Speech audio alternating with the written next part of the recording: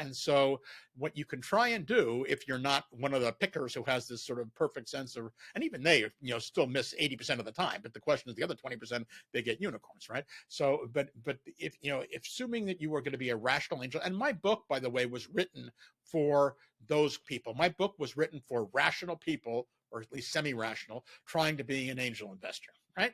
And so the thesis of the book is get a really big, wide deal, understand what you're doing, decide what you're going to invest in, get a very big deal flow, and then at least understand the basics of what does traction mean, how do startups work. And so when you look at it, you're not missing the obvious, right? If something is not going to work, it's not going to work. And so typically you can see that early on. That being said, you're then going to try and go for the gut instinct, the intuitive thing for the big future. One of my most fun investments, for example, was a company that I saw at a New York tech meetup.